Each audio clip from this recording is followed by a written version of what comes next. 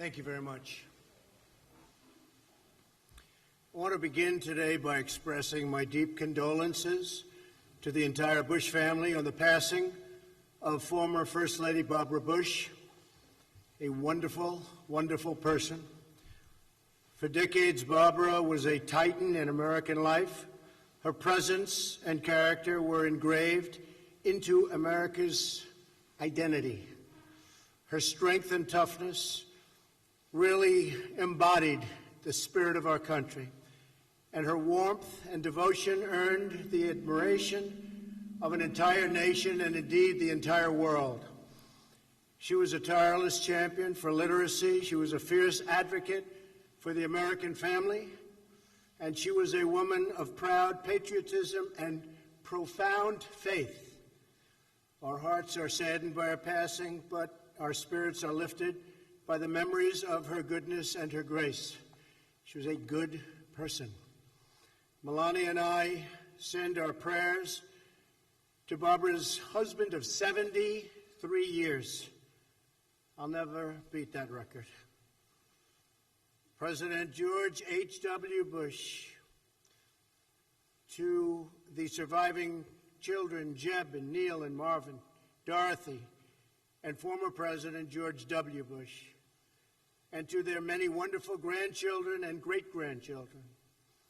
This evening, I also want to send a message to all of the brave service members from the United States, France, and the United Kingdom who were involved in the very successful strikes on targets associated with the Syrian chemical weapons program last week. Once again, the unmatched skill of the United States military and our great partners and allies was demonstrated to the entire world. Missiles were shot. They tried to knock them down. They weren't in the least successful.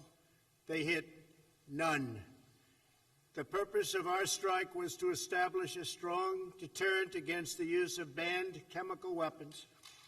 Civilized nations must join together to prevent the horrors of chemical warfare and, in fact, warfare. And I think our allies really were absolutely world-class, wonderful. We thank them for their support.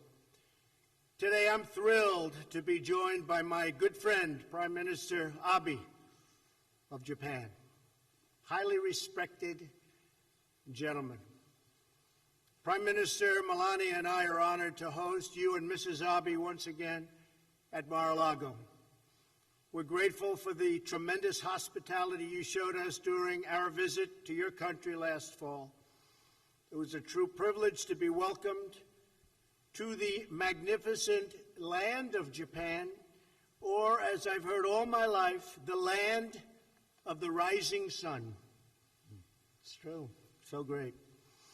During our visit to Asia in November, we had tremendous success enlisting support for our campaign of maximum pressure on the North Korean regime. As you know, I will be meeting with Kim Jong-un in the coming weeks to discuss the denuclearization of the Korean Peninsula. Hopefully that meeting will be a great success, and we're looking forward to it. It would be a tremendous thing for North Korea and a tremendous thing for the world. So we will be doing everything possible to make it a worldwide success, not just for the United States or South Korea or North Korea or Japan, but for the entire world. We hope to see the day when the whole Korean Peninsula can live together in safety, prosperity, and peace. This is the destiny of the Korean people, who deserve and have gone through so much over the years. We hope it all works out. We'll be trying very hard. I want to thank the Prime Minister for his insight and support over the past year as we have pursued the dream of a peaceful, nuclear-free Korea. Shinzo, you have worked very hard along with us and all of our people, and we thank you very much. And we're with you. And you're a lot closer than we are, but we're working on this together. Okay? Thank you very much. Your support has been critical to getting us to this important moment in time. It's a historic moment, and possibly beyond that, if it works out properly. Our discussions today reaffirmed the close cooperation between the United States and Japan on the issue of North Korea and our common defense. We will not repeat the mistakes of previous administrations. Our campaign of maximum pressure will continue until North Korea denuclearizes. We have great respect for many aspects of what they're doing, but we have to get it together.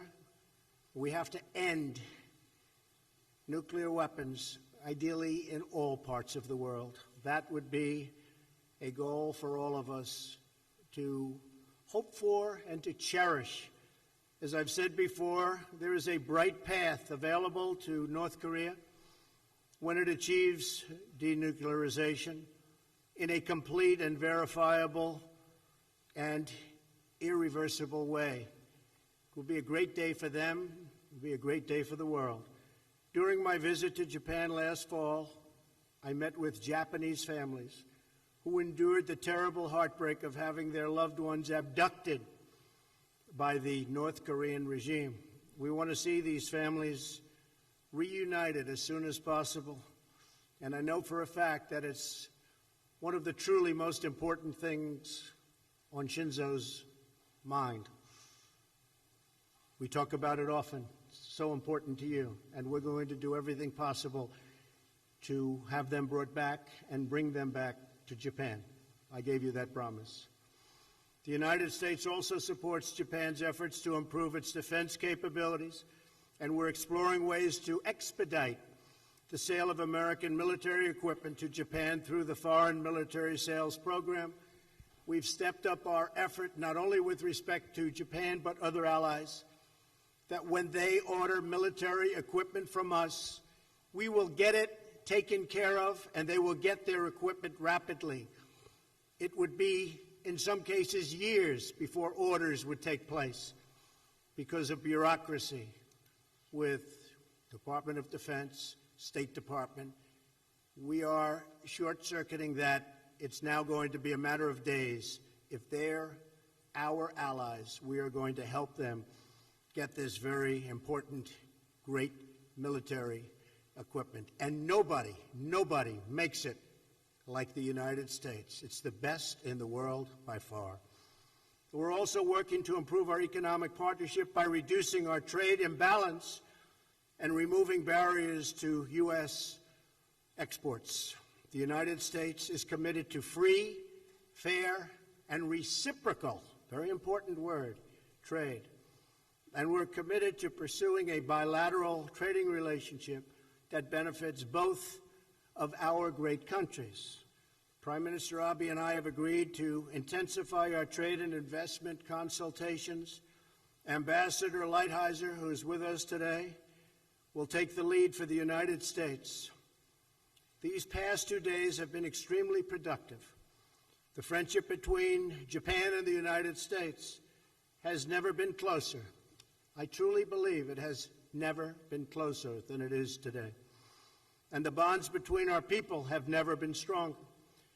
In the months ahead, we will rely on this great friendship as we face an array of old challenges and new opportunities, and we will face them together. We will work closely on trade. We will do something having to do with the imbalance that frankly should have been done for years and years and years.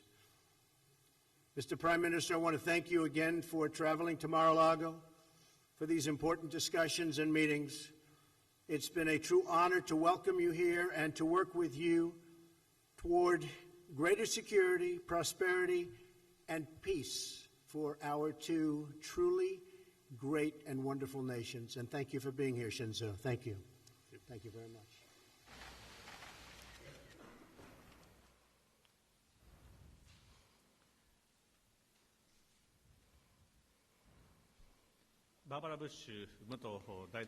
Mrs. Barbara Bush, the former First Lady, she has passed away. On representing the Japanese people, I would like to express my condolences to former President Bush and to all the family members. We express our heartfelt condolences. The infinitely blue sky, refreshing and soothing sea breeze. It was a great pleasure to be invited once again to this beautiful Mar-a-Lago and in a relaxed atmosphere to spend significant length of time with President Trump to engage in fruitful discussion in a frank and straightforward manner. About a year ago at this place, at the very moment I was at dinner with President Trump, North Korea dared to launch ballistic missiles. It is absolutely intolerable. Immediately after I said so, President Trump stepped forward in front of the camera, though it was not planned, and made one following comment. The U.S. is with our ally Japan 100%. The President sent out a message of powerful commitment to the world. Donald, your words on that occasion is still deeply etched in my mind, together with my wonderful memory of my stay here in Mar-a-Lago.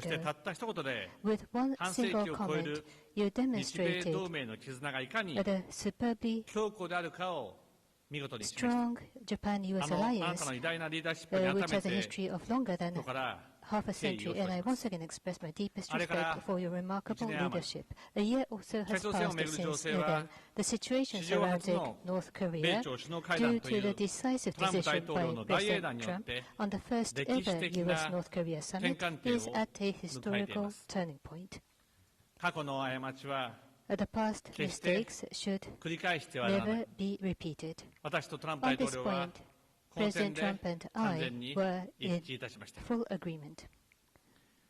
On the occasion of the 1994 Framework Agreement or the 2005 Six-Party Talks Agreement, North Korea committed to abandon nuclear weapons development, but those promises were broken. And the effort of the international community to engage in dialogue were all entirely exploited to buy time to develop nuclear weapons and missiles. Based on such lessons learned, both the U.S. and Japan, together with the international community, will demand for all weapons of mass destruction and ballistic missiles, complete, verifiable, and irreversible dismantlement of weapons of mass destruction and ballistic missiles to North Korea. By envisioning multiple scenarios, we carefully thought out our policies and directions at a concrete and detailed level. Just because North Korea is responding to dialogue, there should be no reward. Maximum pressure should be maintained, and actual implementation of concrete actions towards denuclearization will be demanded. This firm policy has once again been completely shared between us. On this occasion, we also agreed to continue our effort towards the early resolution of the top priority matter of abduction. Just now, President Trump, on this spot here, has mentioned towards the return of the abductees, maximum effort will be made. The clear promise just made here. We are deeply encouraged, Donald. Half a year ago, when you visited our country, you listened intently to each and every family members of the abductees. You listened carefully and kindly said you would like to help. Your image on that occasion is indelibly etched in the eyes and minds of many of the Japanese people. Going forward, we wish to work closely with the United States, and towards the immediate return of all abductees, we are determined to strengthen our approach vis-à-vis North Korea. North Korea has diligent workforce and is blessed with resources. If North Korea advances in the right direction, they can make their populations richer. If North Korea takes the right path, under the Japan-North Korea-Pyongyang Declaration, there could be a possible path to settle the unfortunate past and to normalize diplomatic relationship. For that to happen, a comprehensive resolution of multiple concerns, including abduction, nuclear, and missiles, will be the fundamental precondition. Through the upcoming historic U.S.-North Korea summit, we strongly hope for a breakthrough in this situation. The Japan-US alliance is not just limited to the field of security, but it also contributes to the peace and prosperity of the world as well as the region. On the economic front, Japan and the U.S. will take a lead and develop a free and fair market in the Indo-Pacific region. I spent some time with President Trump to discuss ways to make that happen in a candid manner. First of all, we must further strengthen the economic ties between the two countries. Under President Trump, exports from the U.S., including energy, aircraft, amongst others, have already been increasing significantly. Further, following the bold tax reform by President Trump, Japanese companies' investments in the U.S. have been gaining momentum, which is creating a large number of jobs in the U.S. and contributing to the expansion of the exports from the U.S. In order to benefit both Japan and the U.S., we'll further expand trade and investment between the two countries.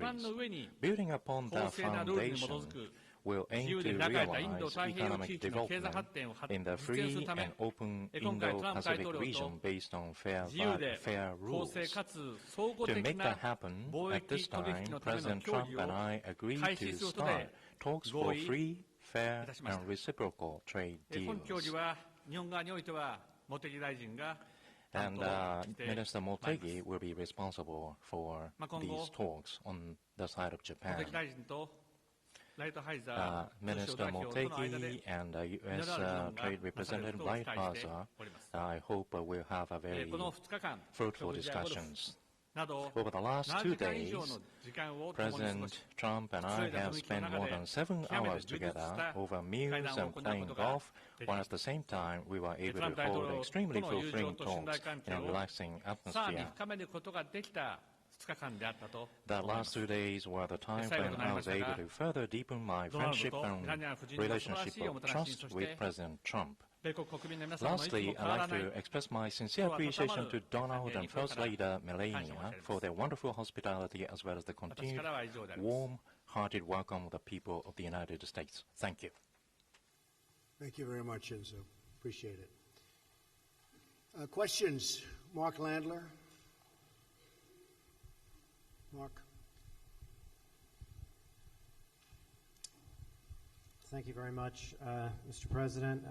Mr. Prime Minister, nice to see you again. Mr. President, you sent your CIA director to Pyongyang a couple of weeks ago, and he returned without 3 Americans who are being detained there, and also without any other visible signs of concessions the North Koreans had made to the United States in advance of your meeting with Mr. Kim. My question is, do you intend or are you willing to sit down with Kim Jong-un if Americans are still being held in North Korea? And will you insist on other tangible concessions from the North Koreans in return for gestures like sending a potential future Secretary of State to North Korea? And from the Prime Minister, if I may, you a moment ago alluded to new trade talks between your minister and Mr. Lighthizer. Should we interpret that to mean that you are now open to negotiating a bilateral trade deal between the United States and Japan? And then a second question, Japan is the only major American ally that was not exempted from the steel tariffs. Did you ask the President to exempt Japan, and if so, how did he reply? Thank you, Mark, very much.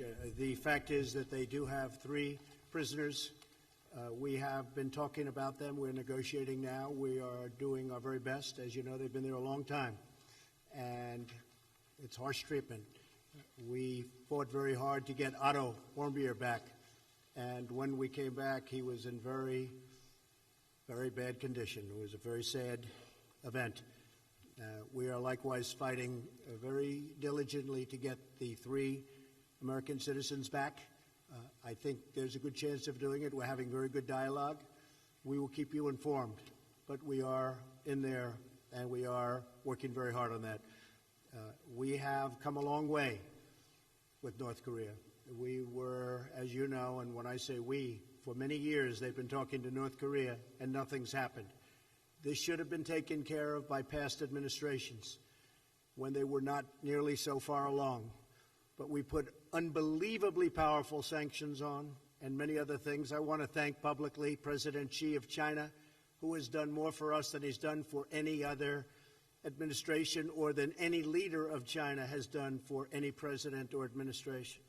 He has clogged up the border, as you know, and he's done it very, very powerfully. He would tell you himself that he never thought he would go to this extent, and I appreciate that very much, but it's put a lot of pressure on. As you know, 93% of the goods coming into North Korea come in from China, and President Xi understands that this is a very important set of months that are lying ahead. He doesn't want to see a Korea, North Korea, or any Korea that has nuclear weapons either. So he's also fighting for China when it comes to this. But he has been terrific. Can he be better? I always say, yes, he can be better. I said, President, you've been great. Can you be better? Yes. But he's been very good, and it's had a big impact, and what we've done has had a big impact. So we've never been in a position like this with that regime, whether it's father, grandfather, or son, and I hope to have a very successful meeting. If we don't think it's going to be successful, Mark, we won't have it. We won't have it. If I think that it's a meeting that is not going to be fruitful, we're not going to go. If the meeting when I'm there is not fruitful, I will respectfully leave the meeting, and we'll continue what we're doing or whatever it is that will continue, but something will happen. So I like always remaining flexible, and will remain flexible here. I've gotten it to this point.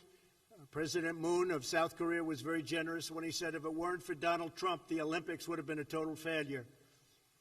It was my involvement and the involvement of our great country that made the Olympics a very successful Olympics. If you look at ticket sales prior to what took place with respect to North Korea, it was going to be a big problem, and it turned out to be a very successful Olympics. So we've gotten us here, and I think we're going to be successful. But if for any reason I feel we're not, we end. Okay? Thank you, Mark.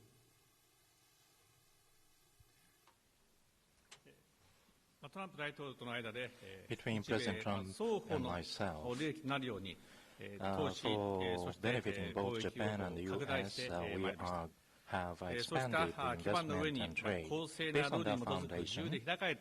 Open and fair economic development in the Indo-Pacific region,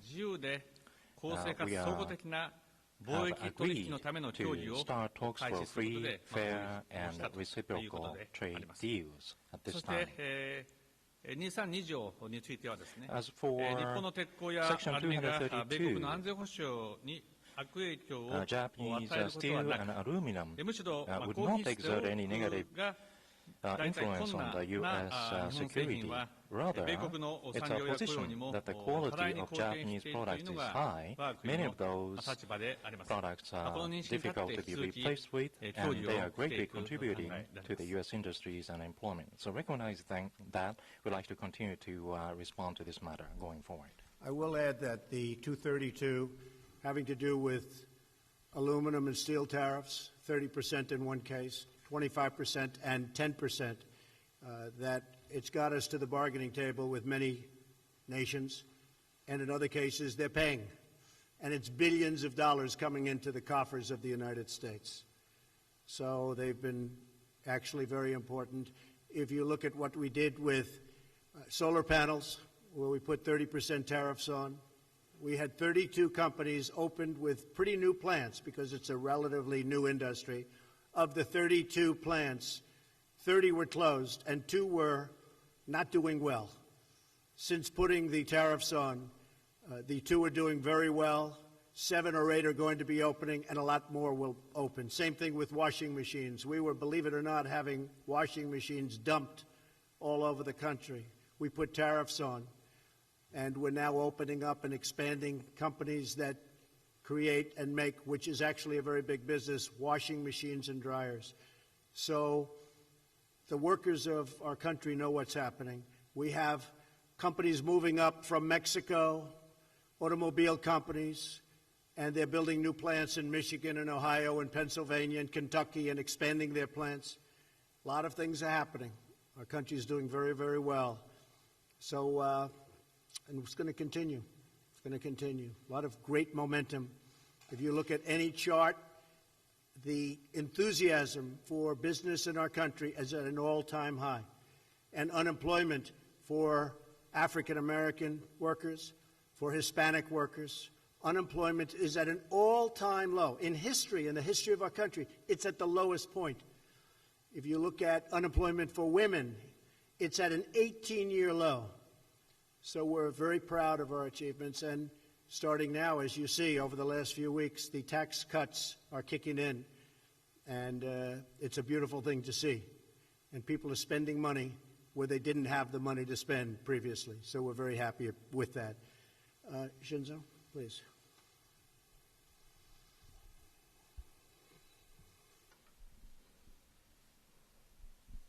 ありがとうございます。NHK の原と申します。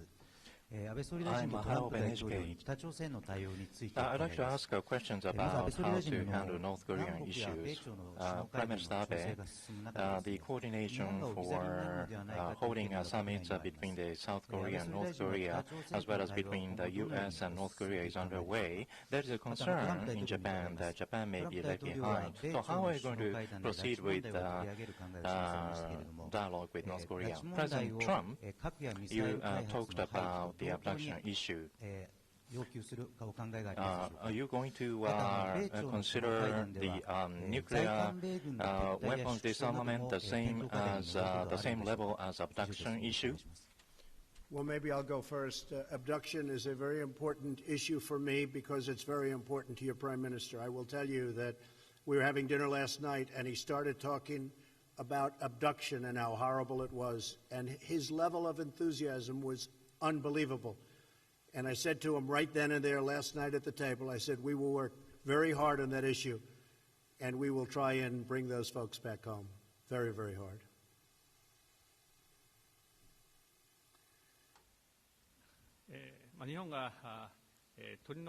Whether Japan will be left behind, that is not at all the case.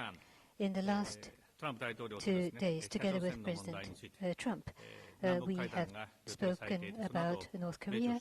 There will be the inter-Korean talks, and the U.S.-North Korea summit is planned. We have gone into really in-depth discussion about our policy and direction. We have reached agreement. Regarding the upcoming U.S.-North Korea summit, we hope that it will lead to the resolution of weapons of mass destruction, nuclear, missile, and of course, more than anything else, we hope it will be a historic summit that will lead to the resolution of abduction. And for that purpose, I have seriously and thoroughly discussed with President Trump, and we have fully agreed about our direction going forward, in particular regarding abduction. As Donald has explained, in our tete-a-tete, we have thoroughly discussed about this matter. Last year, the President met with the victims of the abduction as well as the family members, and the family's feelings have been strongly felt and understood by the President, and he has given a very encouraging comment that he would appeal towards early resolution. I highly appreciate this encouraging comment. This gives us huge courage. A very encouraging comment, and for the families of the abductees, again, this is a massively, powerfully encouraging comment. And therefore, going forward between Japan and the U.S., or between the trilateral of Japan, U.S. and South Korea, we will cooperate closely and do our utmost to resolve the issues of North Korea, including abduction, nuclear missile. And we will be very loyal to Japan. Thank you. Jennifer Jacobs.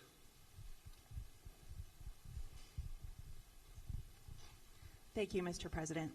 On the Mueller probe, have you concluded that it's not worth the political fallout to remove either Special Counsel Mueller or Deputy Attorney General Rosenstein?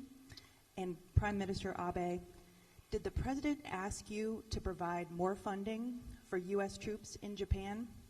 And what agreement did you reach here in Florida on buying more military equipment from the U.S.? Jennifer, I can say this, that there was no collusion, and that's been so found, as you know, by the House Intelligence Committee. There's no collusion. There was no collusion with Russia other than by the Democrats, or as I call them, the obstructionists, because they truly are obstructionists. So we are giving tremendous amounts of paper. This was really a hoax created largely by the Democrats as a way of softening the blow of a loss, which is a loss that, frankly, they shouldn't have had from the standpoint that it's very easy for them to have a tremendous advantage in the Electoral College. And this is what it is, and this is where it came from. You look at the kind of money that was paid. Probably some went to Russia. You look at Podesta having a company in Russia where nothing happened and people don't talk about it. You look at the fact that their server, the DNC server, was never gotten by the FBI. Why did the FBI take it? The FBI takes what they want. They go in, they wouldn't get the server. This is a hoax. As far as the investigation, nobody has ever been more transparent than I have instructed our lawyers. Be totally transparent. I believe we've given them 1.4 million pages of documents, if you can believe this, and haven't used, that I know of, or for the most part, presidential powers or privilege. So we are hopefully coming to the end. It is a bad thing for our country, very, very bad thing for our country. But there has been no collusion. They won't find any collusion. It doesn't exist. As far as the two gentlemen you told me about, they've been saying, I'm going to get rid of them for the last 3 months, 4 months, 5 months, and they're still here. So we want to get the investigation over with, done with, put it behind us, and we have to get back to business with negotiating with this gentleman and plenty of others. But this gentleman is a very tough negotiator, and we have to focus on that. Thank you very much. Regarding the U.S. forces' expenses, the U.S. forces in Japan, the safety and security of Japan, and the peace and stability of the Far East is being maintained.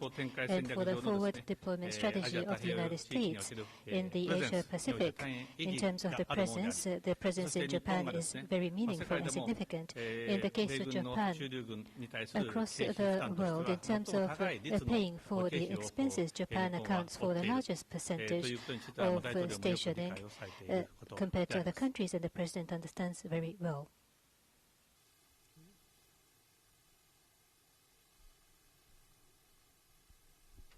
I'm Takita with the Sankei News.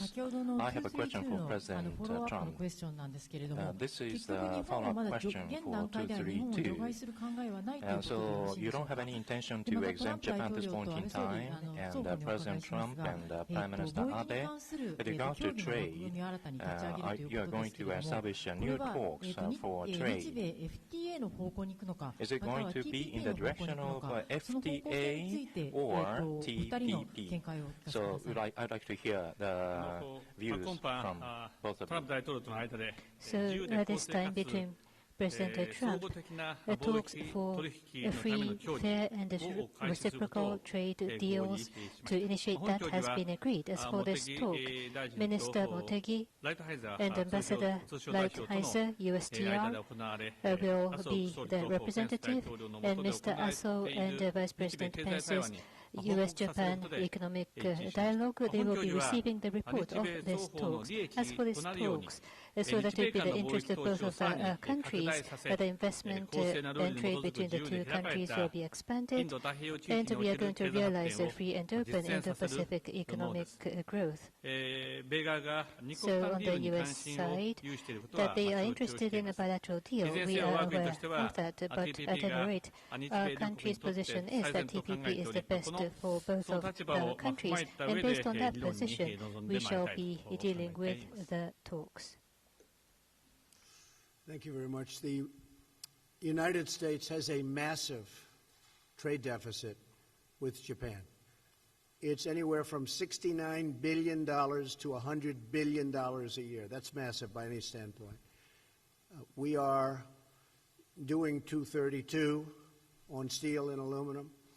And if we can come to an arrangement on a new deal between the United States and Japan, that would certainly be something we would discuss, aluminum tariffs and steel tariffs. And I would look forward to being able to, at some point in the future, take them off.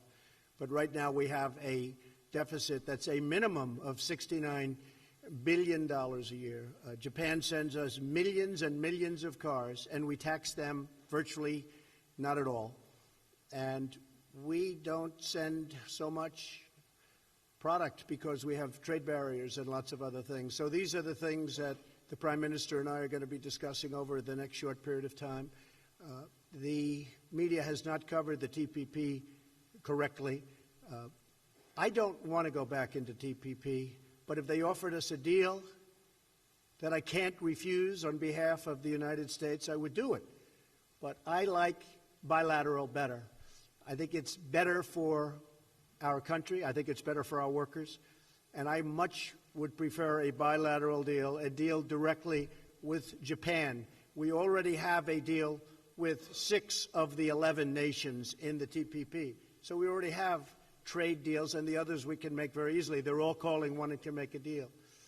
But we think that's much better for us. So unless they offer us a deal that we cannot refuse, I would not go back into TPP. We'll see what happens. But in the meantime, we're negotiating, and what I really prefer is negotiating a one-on-one deal with Japan, and that's where we are right now. And I will say that the representatives who are sitting right here are extraordinarily competent and very tough, those representing Japan. And we will hopefully, in the not-too-distant future, have a very good deal, good for Japan and good for the United States. Okay? Thank you all very much. We appreciate it. Thank you. Thank you very much.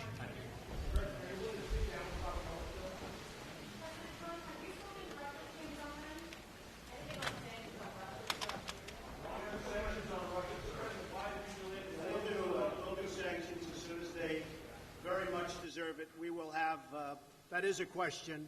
There has been nobody tougher on Russia than President Donald Trump.